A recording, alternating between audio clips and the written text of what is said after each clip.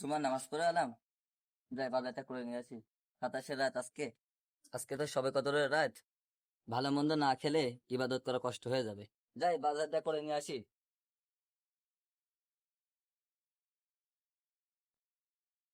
আসসালামু আলাইকুম। ওয়ালাইকুম আসসালাম রহমতুল্লাহ। কি ব্যাপার ভাই, তড়িঘড়ি করে ব্যাগ হাতে করে কোথায় যাচ্ছেন? ইমাম সাহেব, আজকে 27-এর রাত, তাই জন্য বাজার করতে যাচ্ছি। 27 রাত বলে যে বাজার করতে হবে এমন তো কোনো কথা শুনি নাই। ইমাম সাহেব, ভালো মন্দ খেয়ে ইবাদত করতে হবে না? আজ সবে কদরের রাত।